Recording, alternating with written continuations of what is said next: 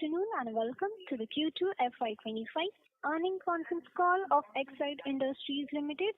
As a reminder, all participant lines will be in the listen-only mode and there will be an opportunity for you to ask questions after the presentation concludes.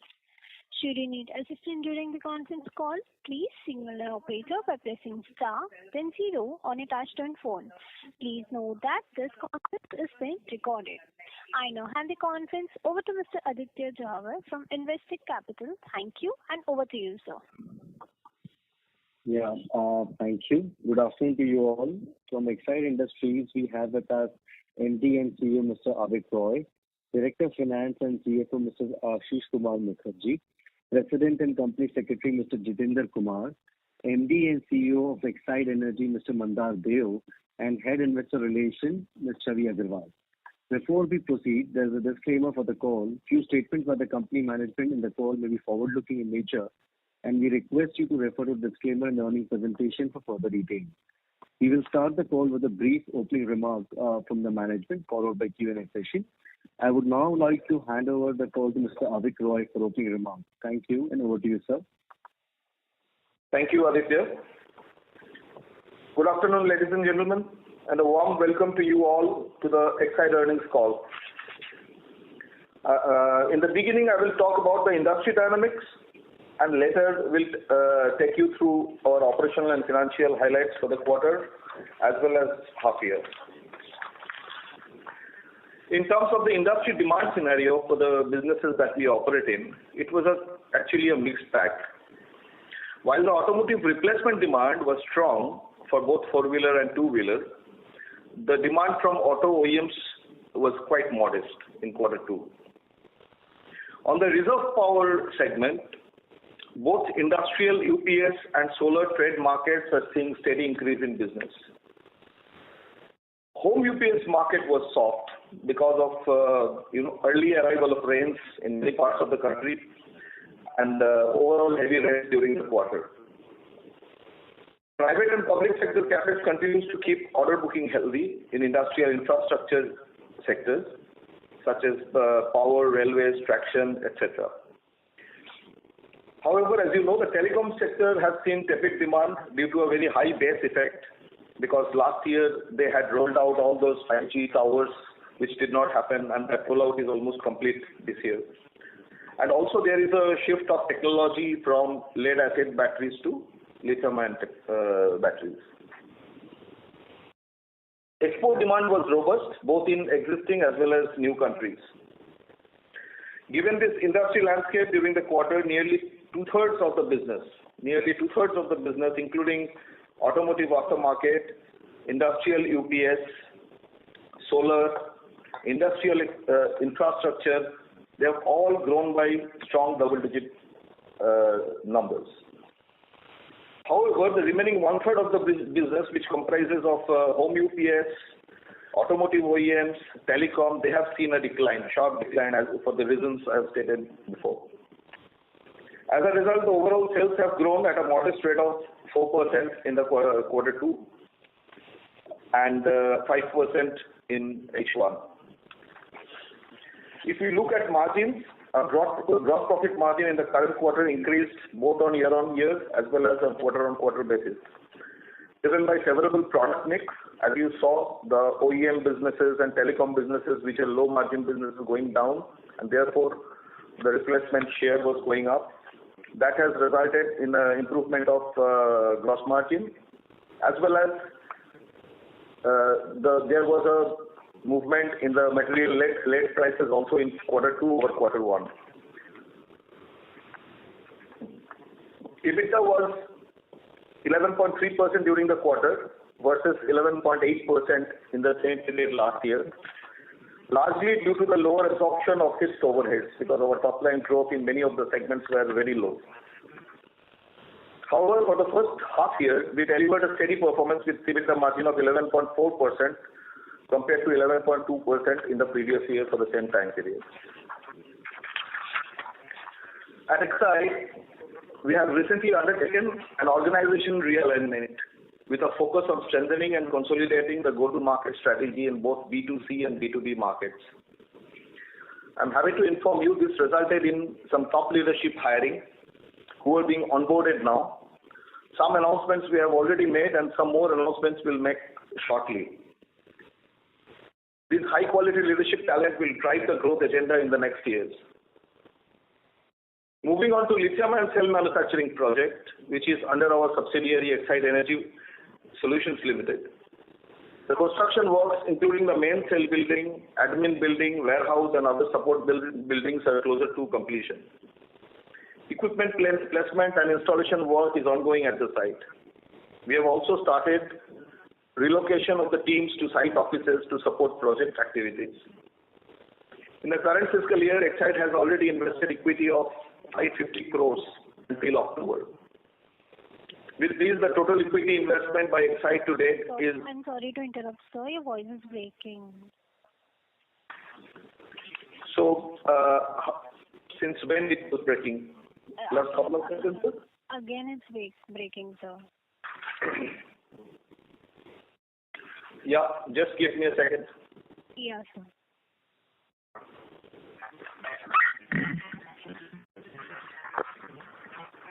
So I'll repeat once again. Is it better now? Oh, yeah, sir. Go ahead. Thank you. So, let me repeat the last sentence. That equipment placement and installation work in our lithium-ion factory is ongoing at site. We have also started relocation of teams to site offices to support project activities. In the current fiscal year, Exide has invested 550 crore as equity until October. With this, the total equity investment by Exide to date is 2,852 crores. Going forward, the outlook for the lead acid business remains positive in the near to medium term. We are a diversified player catering to multiple sectors, both in automotive, aftermarket, and automotive OEM, as well as industrial infrastructure, telecom, railways, as well as exports. This gives us a lot of resilience across sectors, and we can also capitalize on the large opportunities that these sectors deliver. With this, I close my opening remarks. I'll be happy now to take your questions, please. Over to you. Okay. Thank you very much. We will now begin the question and answer session. Anyone who wishes to ask questions may press star and 1 on the touchtone telephone. If you wish to remove yourself from question queue, you may press star and 2. Participants are requested to use handsets while asking a question. Ladies and gentlemen, we'll wait for a moment while the question queue assembles.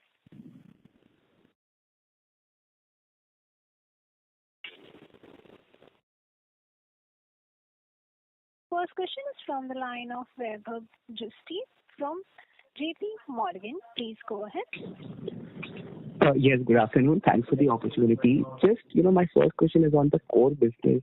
Given that you've seen some moderation in the first half and there are a few segments which in, muted volumes, how should we think about the second half?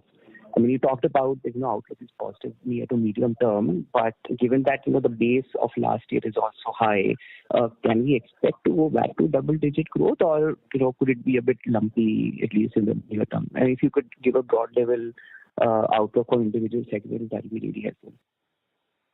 So, thank you, Vaibhav, for your question. Let me give you a little more color on our segment level growth. That will actually give you some details of our performance.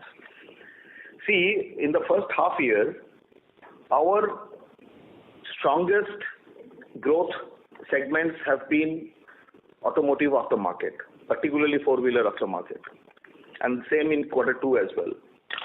Solar was very good. It was very strong, almost close to 25 to 30% growth. Industrial UPS trade was almost 14%, close to 14 to 15% growth.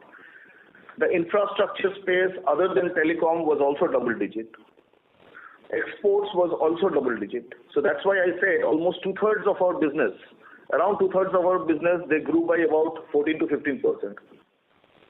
The balance one-third, which comes from basically telecom, inverter battery, as well as auto, OEM, that was on the decline. Now, there was a reason for each one of them, which is different from each other. Auto OEM, you must have read, it's in public domain because of the increased channel inventories.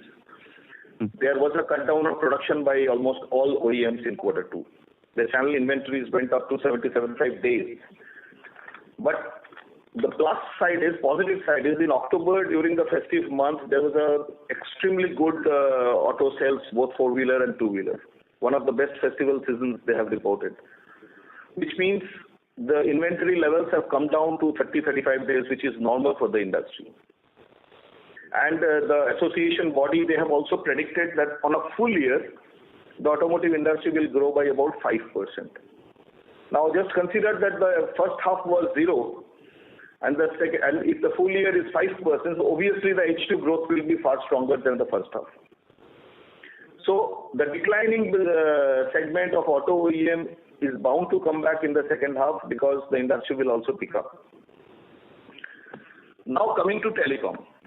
I mentioned that telecom had a high base effect because of the 5G rollout last year, right?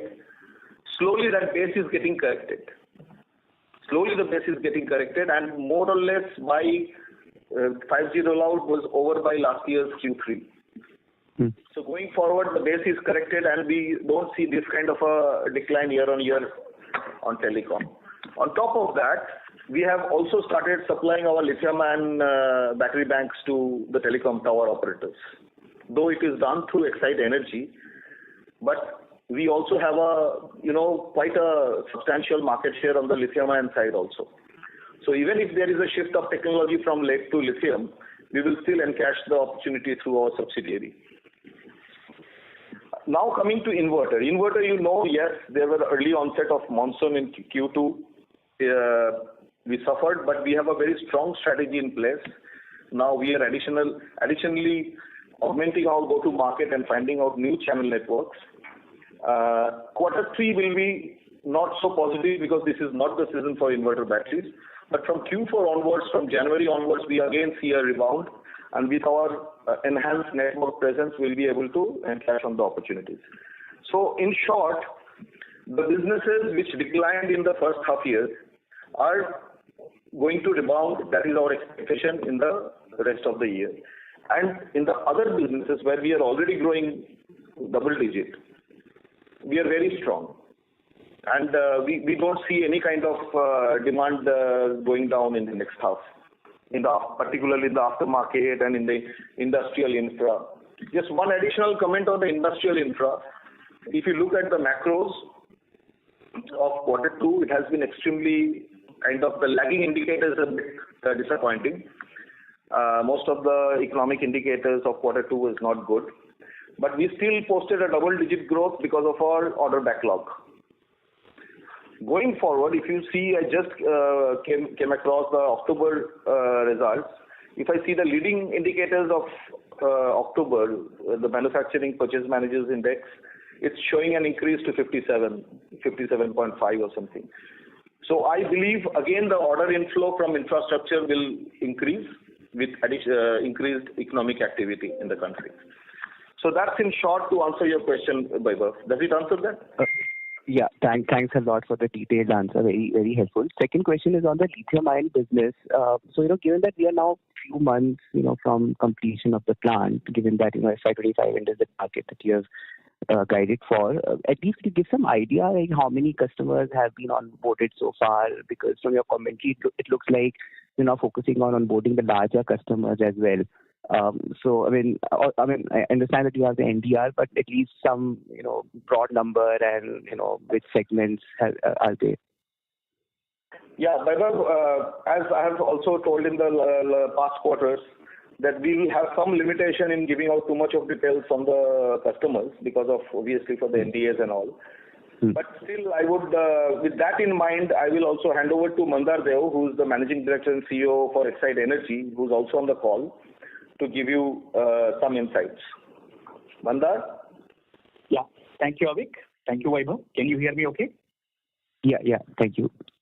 Okay. So, like Avik said, we have a very significant portion of our customers covered through NDAs, which is not all. Therefore, we cannot go into the details right now.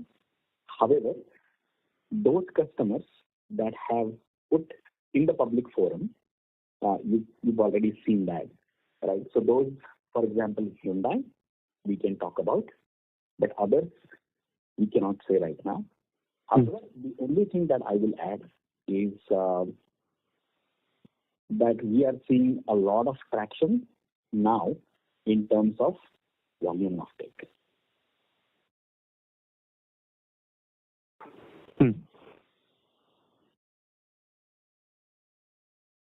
Okay. That's great. And I'm assuming that the start of production will happen sometime around FY25, and then will take 6 to 8 months for stabilization, and basically the major ramp up will happen from FY27. Yes, Mandar. Some insights on the target date of completion? Yeah, certainly. Happy to do that. So, like we have repeatedly said in the past also, our schedule remains unchanged, where we have said that in the middle of 2025, we will have our installation, commissioning, as well as, initial runoff completed. And then in the due course of certification and, customer approvals, we should be seeing SOP in 2025. So no change in our originally published schedule. Thank you. Okay. Thank you so much. That's very helpful. All the best. Thank you, Vaibhav. Thank you. The next question is from the line of Siddharth Bera from Nomura. Please go ahead. Yeah, thanks for the opportunity, sir. So my first question is on the battery pack business. So would it be possible to share any order book number for the battery pack business which you have right now? For the lithium ion, you mean, right? Yes, sir. Again, I'll request Mandar to take this question. Yeah, thank you, Abhi. So on the battery pack business, again, due to several NDAs, we are not in a position to mention number. However, all I can say is that given the recent demand, we have seen good utilization and in fact some capacity expansion because of the order board that we see. However, we are not able to say the numbers in the public domain yet. Okay, sir. Got it.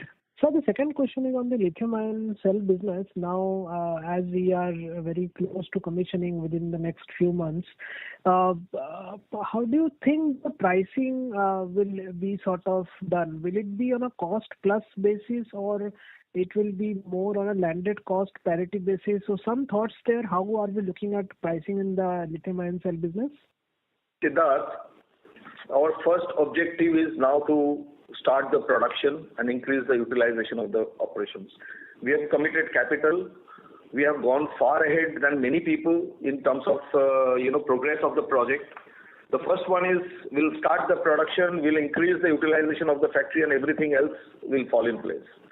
We are not theoretically trying to forecast something right now, because our whole focus is now on starting the factory and developing the products, getting it homologated, getting the entire homologation process complete, and start delivering.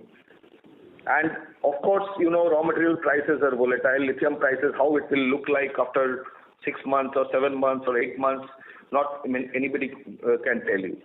This is also a function of, as you know, some kind of underutilization in China. People are dumping prices. So we do not know how sustained this will be. So therefore, we would refrain from a comment which is very, very, for us, it is more of a hypothetical question, because right now the whole focus is on absolutely with zero error starting the factory and increasing the utilization, stabilizing it and then increasing the utilization. That remains our focus. Okay, sir, got it. So lastly, can you talk about the total investment which you will be doing in this lithium-ion cell plant for this year and next year? And And the phase 1 of 6 gigawatt, by when we think we will be sort of operates of the full capacity will come on stream? So definitely we'll answer that. I'll request Mr. Mukherjee, our CFO, to take that question for you. Yes, please. Thanks. So the phase 1 investment is, as we said earlier also, it will be around 5,000 crores.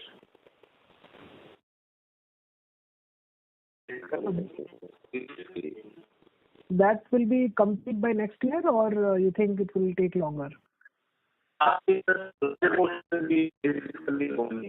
sorry. may be some spillover to the next. So your voice is not clear.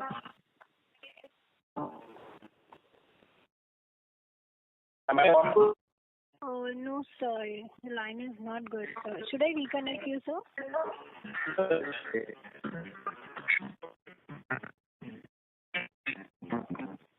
Hold on, sir. I will reconnect. Hello.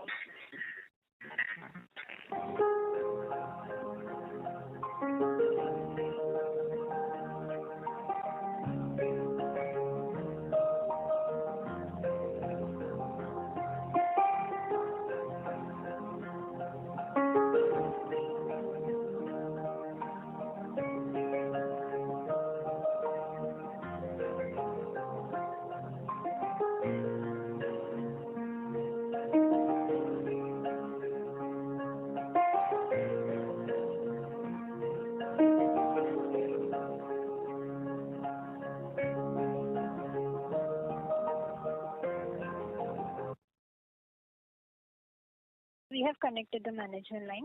Yes, sir. Go ahead. Okay. Starting with the last question on the investment in the lithium-ion business, as I said, that phase 1 investment will be around 5,000 crores, and large portion of that will be in this fiscal only. There may be some spillover to the first quarter of the next financial year, but that's as if what looks as of now. Got it, sir. Thanks a lot. I'll come back in the queue. Thank you. Thank you.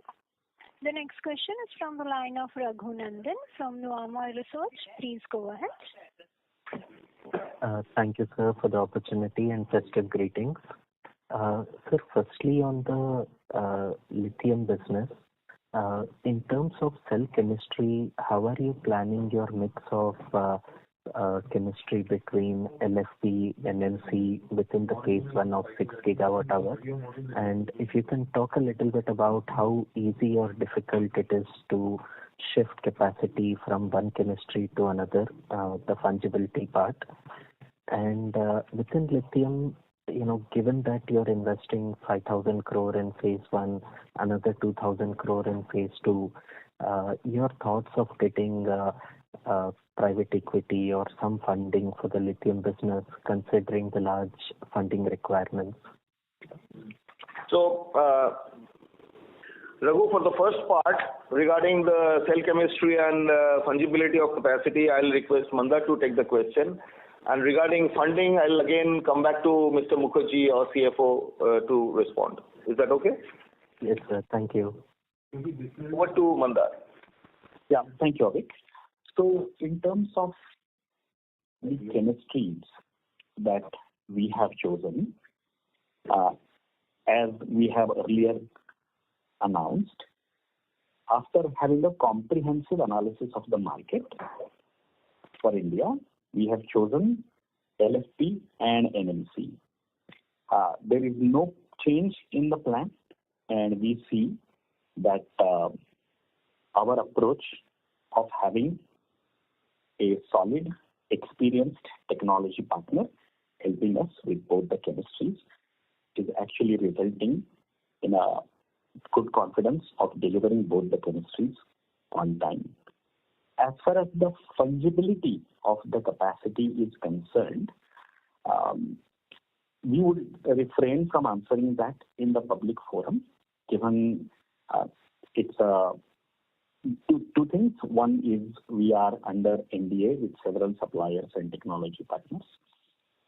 And two, there are different approaches industries can take around this. Therefore, we can't answer that in a public forum. But in terms of LFP and NMC, both the capacities will go online at the stated times earlier. Thank you. So regarding the funding, Mr. Mukherjee will give you. Yes, Raghu, thanks for this question. So, as I said earlier, the phase one investment will be expected to be around 5,000 crores, and we are quite confident enough of managing this investment. The large portion of that will come through the equity infusion. The balance, of course, we have to take some bridge loan because we cannot match the outflow immediately. So, and in due course of time, we are also quite confident to repay the bridge loan in future. Got it, sir. Maybe at the future stage, once you reach, once the capacity has been at a more matured level with a higher utilization, would that be the time when you might think about monetizing or getting in some kind of investment partner or a strategic partner there? As I said, Raghu, that we are quite confident enough of managing this investment, and we do not anticipate any such equity partnership as of now. Understood, sir. Very clear. Sir, on the lead-acid battery business, exports, you've been seeing a strong growth. If you can elaborate a little on the drivers of growth, the segments, and the main regions where you are seeing a good traction. So I'll take this question, Raghu. See, first of all, one of the major reasons why our exports showing a very strong growth, because historically our vehicular exports, automotive exports were at a very low base. We never actually took it very seriously once upon a time. We were supplying, but it was not a part of our core strategy. So since that was at a low base, therefore the growth potential right now is very strong. We are also coming out with some new portfolios for new markets. We have diversified our portfolio beyond what we were supplying so far. Those portfolios are also premium category, and those are also targeted at the developed world. And all the homologations and trials are in process, and that will be a major growth driver going forward in the short term, maybe in 1-2 quarters, which is incremental in nature. We also have substantial industrial exports, which is going on well. There were some hiccups because of the geopolitical situation in Europe, because Europe is quite a big market for us. But we have to live with the geopolitical uncertainties. There are some economic downturn in countries like Germany and France. I'm sure they predict that by end of winter, which means around springtime next year, those economies, those demands are also going to come back further. So these are our export strategies: new products, new markets. Not too much of a complicated thing. We have identified those markets and we have developed those products for those markets, and we are now homologating and carrying out the trials for them. Yeah, that's our export strategy. Got it, sir. Thanks for the comprehensive answer. Just one last question to Mr. Mukherjee. Sir, was there any one-off in other expenses, because Q1, Q2 other expenses have grown at 17% and 11%, which is much higher than the revenue growth. Just trying to understand any one-offs there. Just to answer your question, the other expenditure has gone up, but it is primarily as a percentage of revenue it has gone up because of the lower top line growth of under absorption of the fixed cost. There is nothing in particular, but because of the under absorption, primarily as a percentage of revenue, it has gone up.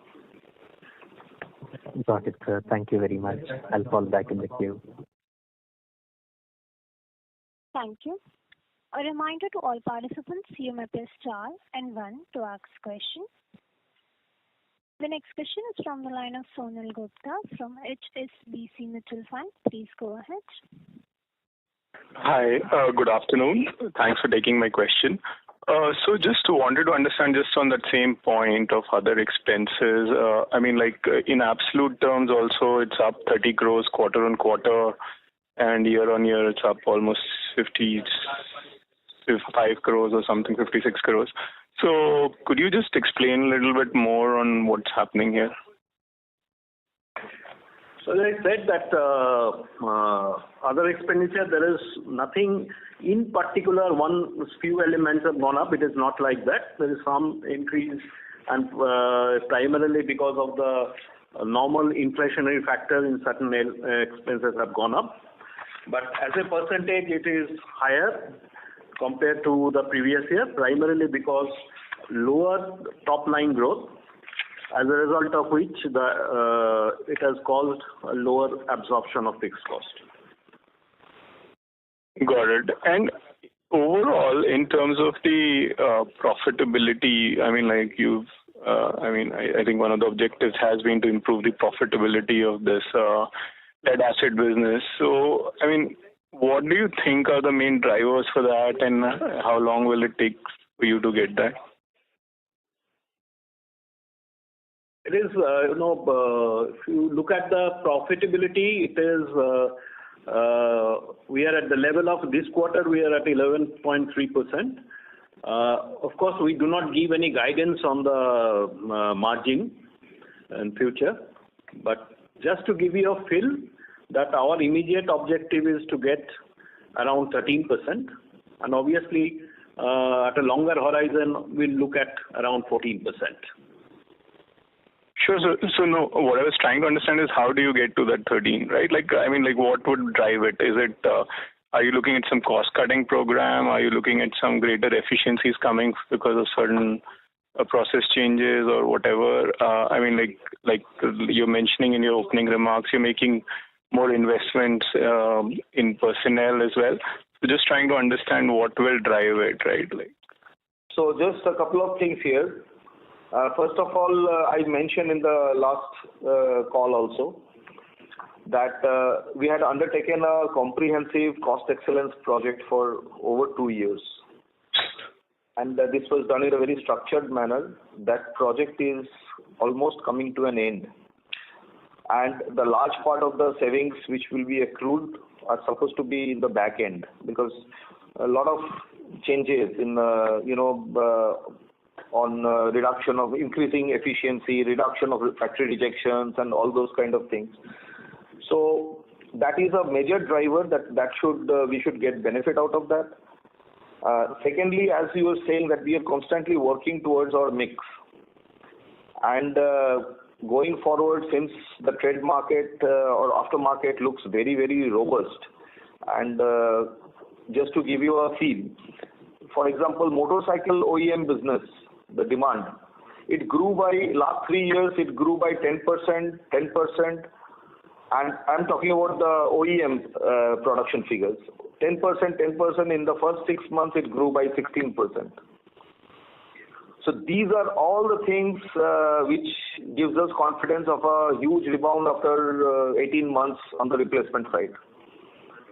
So similarly, if you look at the top 3 automobile manufacturers, four-wheelers, everybody has committed their capex for IC engines as well on top of electric vehicles.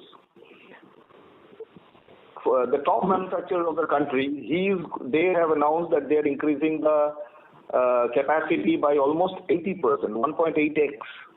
Out of that, 60% will be IC engines. So 60% of 80, which means about 25% will be clear capacity expansion in lead acid business. And this is the top manufacturer saying.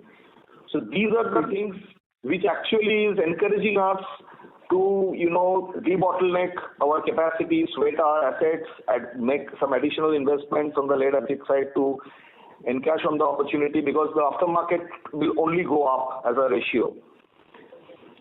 So this is one. Mix plays a role.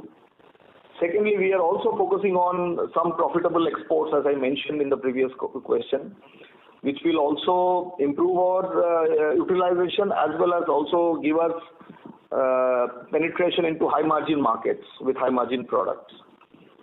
So there are multiple levers. Cost excellence is just one part of it, but also mix and go-to-market plays a major role. And this gives us a feeling that we will be able to drive the margins up through better mix, better cost efficiencies, and of course, premium product. Got it, sir. So just last question. Have we taken any price hikes in Q1 or for the lead prices or in Q2? There are two parts. One is the aftermarket. In aftermarket, in Q2, we have taken price hikes in two tranches. So in two tranches, we have taken price hikes, and cumulatively it will be about 1.5%. I can always share with you. So on the OEM and industrial side, these are mostly passed through. So these prices are indexed with the customers through LME or HZL or any kind of standards. So it goes up and down based on a particular formula. But for the trade market, yes, we have taken corrections. Sure, sir. Great. Thank you so much for answering this. Thank you. Yeah. Thank you. The next question is from the line of Pramod Amte from InCred Equities. Please go ahead. Yeah, thanks for the opportunity. So the first question is with regard to, can you elaborate the reorganization effort which you have taken? Which are the segments you are trying to revive? Can you, so that we can look forward to build the same? So all I can tell you is that, as I said, we are realigning the B2C businesses of the company and the B2B businesses of the company together in two parts. And therefore, there are leadership hirings. We have hired some of the best talents to drive the agenda in both B2C group and the B2B group. And there will be international group, so which is exports. So this is how we have reorganized. This will give us a lot of, I would say, a lot of power in go-to-market. Sir, is it to revive the distribution or strengthen the distribution, or the how do these leaderships will help you to, in what angle it will help you? Because this is not on the product side, right? No, this is also on the go-to-market side. Okay. This is to make sure that there is a clear strategy so that the size of the wallet of the network doesn't get melted. There is no melt off. Because multiple guys going to the same person and, taking a share of wallet within the company. So it's a comprehensive strategy. I won't be able to give you more details than this. But basically on the go-to-market side, we are strengthening the network. Okay, thanks. And when you expect this to start yielding results, is it early part of FY26? You will shortly hear the announcements, maybe within 2 weeks or within a month, you will hear the rest of the announcements. Some announcements we have made, but we are onboarding the leadership. So we'll make this will be all informed officially to the exchange. And when do you expect them to start yielding results? Early part of FY26 or later part, if you can? That's basically the expectation that once they are onboarded, 2-3 months, Q4 will in any case have some kind of seasonal push from the demand side. Sure. And by Q1, they will be fully on the job. Because this is also the time period when we plan for the next year, right? Sure. So they will be part of that management team. Okay. And the second question is with regard to lithium ion. Wanted to check what is the, in the sense of, since you're almost entering the production stage middle of next year, what is the, when you expect the BIS approvals to come through? One second, at what stage your labs are in terms of approving local component supplies or the chemical supplies, so that you can get into the next path of localization and the cost control? I have to pass this to Mandar once again. Sure. Yeah, sure. Thank you, Avik. So in terms of the lab readiness question, either for localization or for other purposes. The labs are running in parallel to the Gigafactory. So like Aida mentioned in the opening statement, the buildings are completed, equipment is moving in, the lab progress is in line. So labs will be ready along with the Gigafactory. Now, as far as the BIS certifications, and not just BIS, other required customer certifications, we have a comprehensive timeline that aligns because there are requirements of what the equipment state has to be before we can apply for certification. And some customers more stringent, some customers equal to BIS.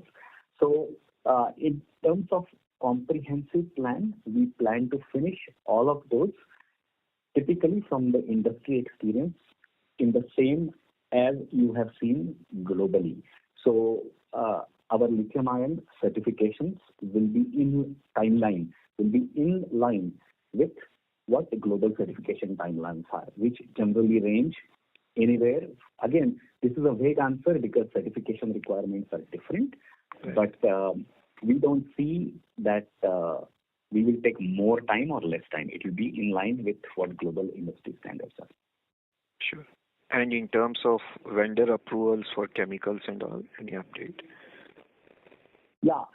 So once again, we have a very robust approval mechanism for any supplier approval, right? So we have a partner that is helping us with that before our labs come in. And once our labs come in, typically those also take, depending on what the component and the supplier capability is, those also take variable amounts of time.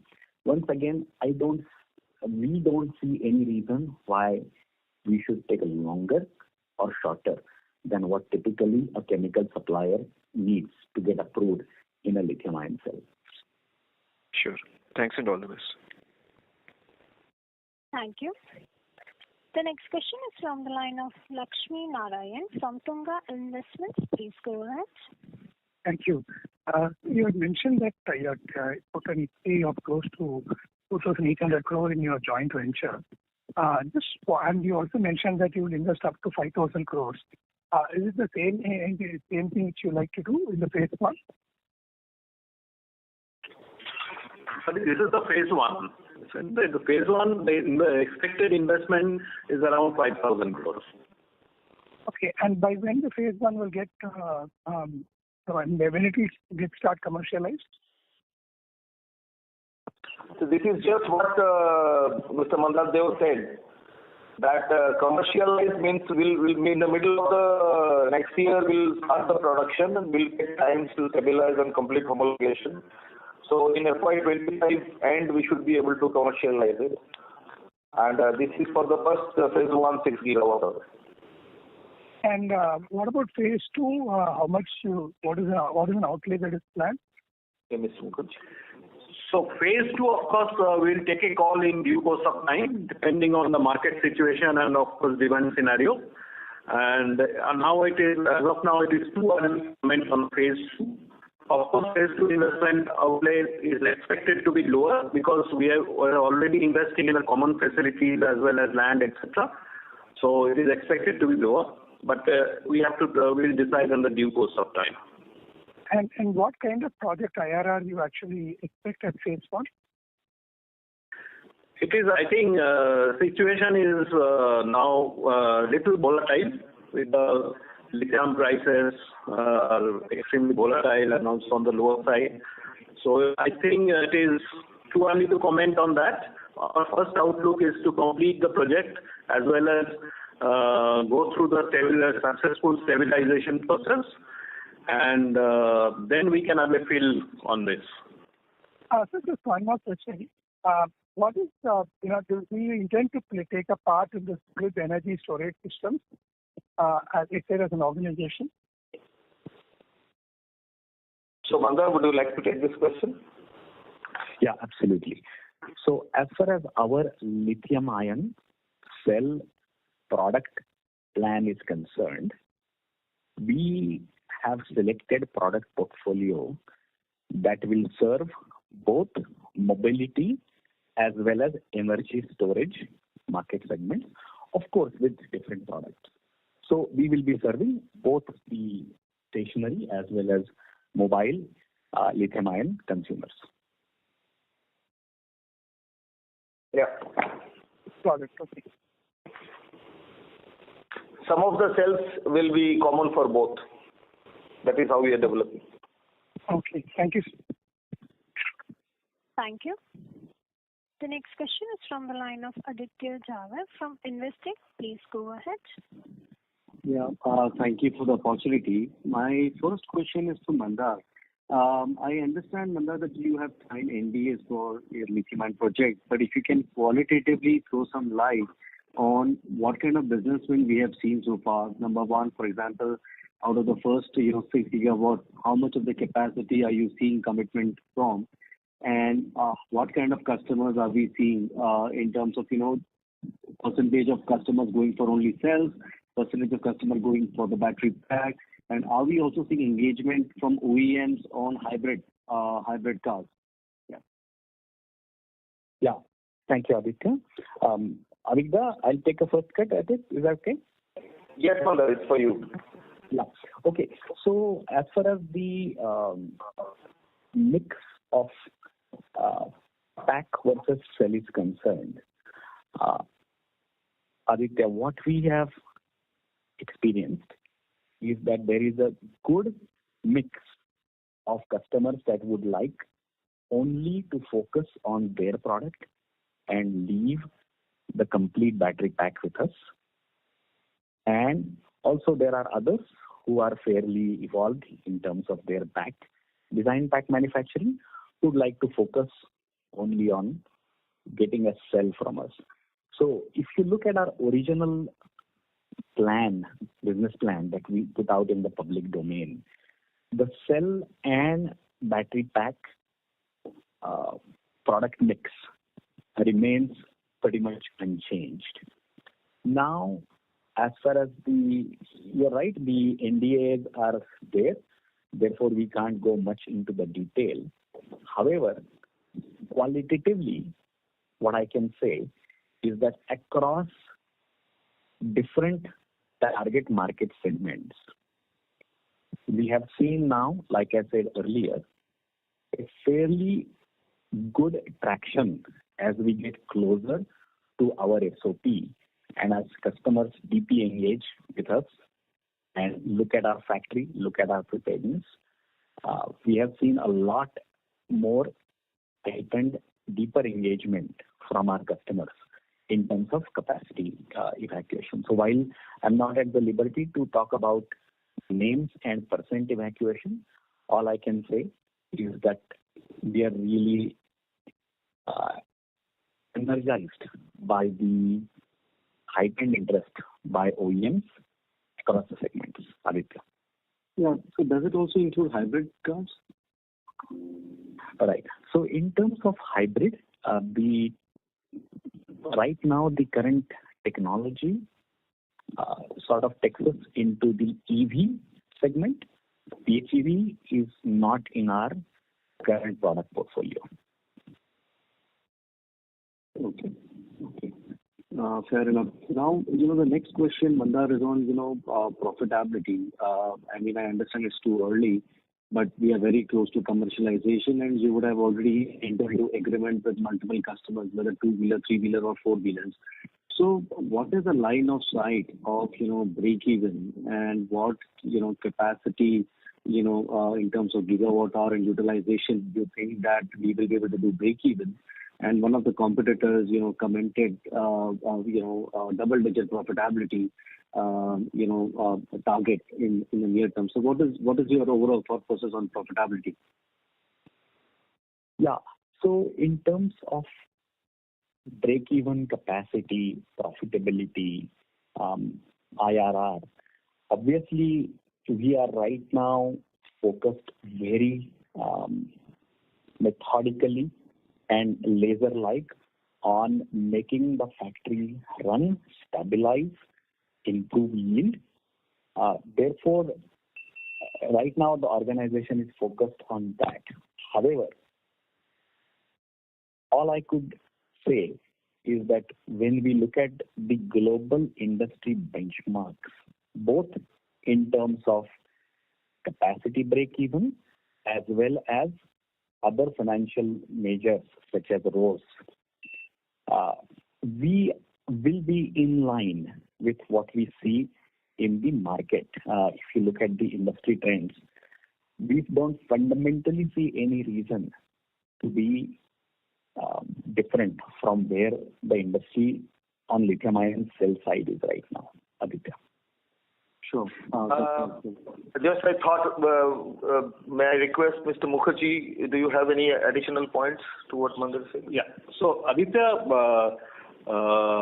as Mandar said, our primary focus is now on the completion of the project and stabilization of the product. And then, of course, once we do that, then we'll have a better feel. But you know, Aditya, that across the globe there is a wide variation in the margin profile of the business. In some players are extremely good, and certain other players' numbers are on the lower side. But what we feel that going forward, we should look at a margin of similar to lead acid, which is kind of mid-teens. That's what we expect when we reach the full capacity utilization. Okay, that's helpful, sir. My final question is on the lead acid business. What is the pricing difference between the recycled lead and the lead and the spot market, and what has been the trend in this spread over the last couple of quarters, and are you expecting it to change in the near future? See, Aditya, lead price is extremely volatile, and LME is, of course, it's as of now it's slightly on the lower side, but there is no constant delta kind of thing between pure lead and recycled lead. As we are saying that sometimes the pure lead, the LME prices are pretty low, but the local market prices on the recycled lead is on the higher side. So there is no, as such, a constant delta kind of thing. Of course, in general, the recycled lead is lower than pure lead, but again, it all depends on the situation. But Aditya, as you know, we are playing this game for many years now. This is our bread and butter. Finally, what we have seen is that it evens out over a slightly longer period of time with lags. It evens out. Sure. Thank you. That's it from my side. Thank you. The next question is from the line of Mumuksh Mandlesha from Anand Rathi Institutional Equities. Please go ahead. Yeah, thank you so much for the opportunity. Sir, just want to understand on the industrial side, the BESS, battery energy storage system, any order traction there in that segment, sir? Any order wins there also? And also just want to understand how is that industry shaping up in India? What kind of size, say, would be now and next 2-3 years? What could it be, sir? So let me give you just some color on how the industry might shape up. See, with the government announcements that you see on solar and other renewables, the capacities that they are planning to put up till 2030, which the government has announced, and a lot of steps have been taken towards that also. It is obviously going to lead to huge amount of intermittency on the grid. The transmission grid will be under pressure as is to take that intermittency of the renewable load. Therefore, the only technical solution at this moment is battery storage to make the grid more resilient. Also, you have to see at a very high voltage level, the point of generation of renewable and the point of consumption will be far away from each other. In India, it's such a large country, and obviously we'll put up the plants in some states, but the main load centers will be in some other states, which will be likely to have longer distances. So the transmission grid is even susceptible to more inefficiency. So if that is the big driver, If the solar targets of the government has to be successful, then battery storage is a no-brainer. There has to be large storage systems installed, both at the point of generation as well as on the point of consumption. So having said that, what portfolio we are developing, as you said, there has to be some kind of synergy between automotive batteries and storage batteries, because we have to have the benefit of scale also. So as Mandar mentioned, that some of the cells which we have developed will be used both for the EV packs as well as for BESS. This is something which we are going to get ready with. Now, there is always a question at the regulator level or at the government level on viability gap funding. How does the economics look like? I'm sorry to interrupt, sir. Your voice is not clear. Your voice is breaking, sir. I think it was fine, sir. You can go ahead, sir. It was fine, sir. Okay. So, what was I saying? As I said, the only question and only driver for the market to pick up is the economics. That will this increase the tariff? And if yes, then who's going to fund the gap? So it's more, this BESS business will be largely in the regulated environment of power. So therefore, a lot of policies need to happen to support the real growth. And I think it should happen, because otherwise the renewable policies will not be implementable. So that's on the market side.